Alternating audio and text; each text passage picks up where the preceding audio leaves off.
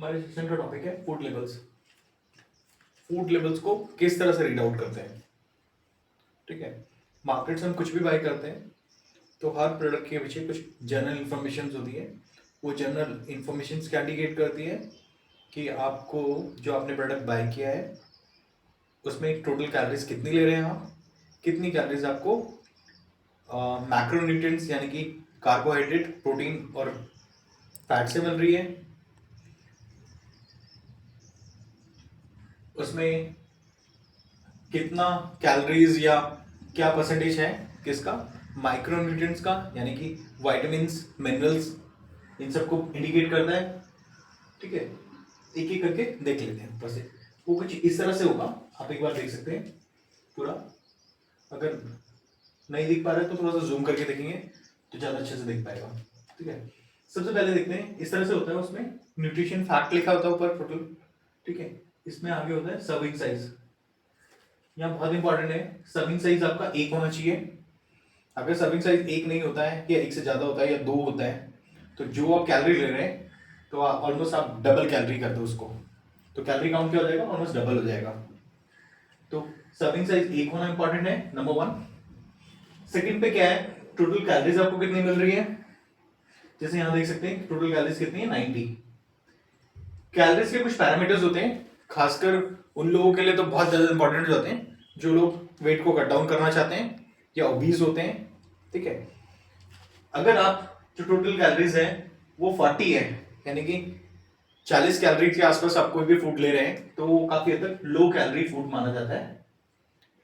अगर उसका कैलोरी जो है 100 के आसपास है तो वो मॉडरेट उसमें आएगा। अगर आप कुछ भी चीज बाय कर रहे हैं जिसका कैलोरीज टोटल कैलोरीज कितना है 400 प्लस है तो काफी हद तक वो कंसीडर किया जाता है इसमें हाई कैलोरी फूड में। तो ये बहुत इंपॉर्टेंट फैक्टर है अगर आप वेट रिड्यूस कर रहे हैं या ओबीज हैं। आगे इसके बाद कितनी कैलोरीज आपको फैट से मिल रही है। जैसे इसमें दिख रहा है टोटल कैलोरी कितनी है फैट से 30, टोटल कैलोरी आपकी 90 यानी कि 1/3 आपको किससे मिल रही है, फैट से। तो अगर आपका एम वेट को कट डाउन करना है या ओबीज है तो हमेशा आपका एम होना चाहिए या तो बिल्कुल फैट बिल्कुल कट डाउन होना चाहिए या एटलीस्ट आप एम करें कि आपका जो फैट जो होना चाहिए वो काफी हद तक कट मतलब लो फैट होना चाहिए।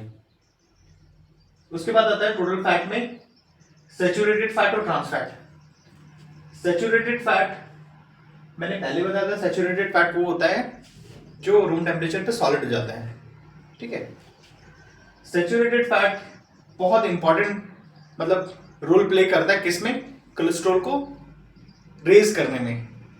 ठीक है, या आप इस तरह से बोल सकते हैं हमारी बॉडी में जब जो कोलेस्ट्रॉल बनाती है वो किससे बनाती है, सैचुरेटेड फैट से बनाती है।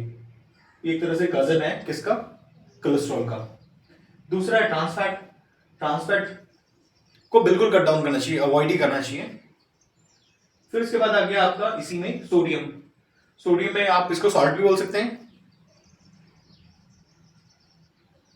डेली रिकमेंडेशन सोडियम की या सॉल्ट की लगभग 2 ग्राम से ज्यादा नहीं होना चाहिए पूरे दिन में। तो आप सोडियम का काम क्या है, सोडियम का काम क्या है, वाटर रिटेंशन करना और काफी हद तक ब्लड प्रेशर को रेज करना है। उसके बाद आ गया आपकी कैलोरीज किससे, कार्बोहाइड्रेट से कितनी है, ये बहुत इंपॉर्टेंट है। इसमें भी ये होना चाहिए कि जो आपको कार्बोहाइड्रेट से कैलोरीज मिल रही है उसके सोर्सेज क्या है। उसके सोर्सेज अगर ब्रेड, पोटैटो और फ्रूट्स और वेजिटेबल्स हैं तो बेस्ट सोर्सेज है। कितनी कैलोरीज कार्बोहाइड्रेट में शुगर से मिल रही है, ये कम से कम होना चाहिए। प्रोटीन भी इंपॉर्टेंट फैक्टर है।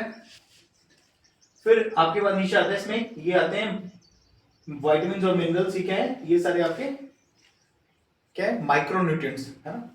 तो हमारा एम होना चाहिए विटामिन्स में ये लगभग 100% हो। जैसे कि यहां देख सकते हैं विटामिन ए कितना 80% और विटामिन सी कितना 60%। तो हमारा एम होना चाहिए 100% डेली बेसिस पे। ये जो सारा कैलोरी काउंट किया गया है ये सारा का सारा जो बेस है, इसका बेस है उन लोगों के लिए जो लगभग दिन का 2000 कैलोरी लेते हैं। ठीक है, फिर उसके बाद कुछ जनरल इंफॉर्मेशन और है।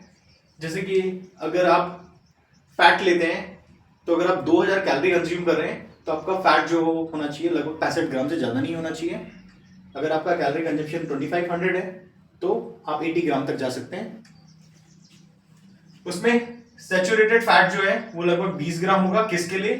उन लोगों के लिए जो 2000 कैलोरी कंज्यूम कर रहे हैं डेली बेसिस पे। अगर आपका कैलोरी कंजप्शन जो है 2500 है तो आप 25 ग्राम तक जा सकते हैं।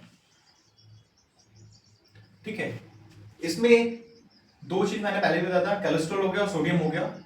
ये बहुत इंपॉर्टेंट फैक्टर है जब आप वेट कट डाउन कर रहे हैं या ओबीज है। ठीक है, तो ये लगभग कोलेस्ट्रॉल जो है 300 mg से ज्यादा नहीं होना चाहिए, चाहे आपका कैलोरी कंजप्शन कितना भी हो। सोडियम जो इंटेक जो होना चाहिए लगभग 2 ग्राम डेली के हिसाब से ज्यादा नहीं होना चाहिए। इसमें लगभग इसके हिसाब से 2.4 ग्राम के आसपास है, यानी कि 2400 mg। ठीक है, आगे आ गया फाइबर्स हो गया।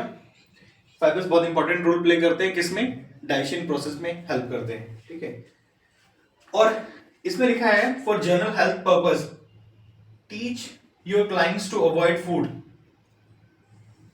आपको बीइंग ए ट्रेनर आपका एक रोल भी बनता है कि आप अपने क्लाइंट्स को बताएं कि फूड जिसमें हाई शुगर कंटेंट होता है, ठीक है, हाई फ्रुक्टोज होता है, कॉर्न सिरप हो गया, ब्लीच्ड फ्लोर हो गया जिसमें काफी हद तक केमिकल कंसर्न आ जाती है, और पार्सली हाइड्रोजनेटेड ऑयल्स, ये लगभग सैचुरेटेड फैट की तरह काम करते हैं।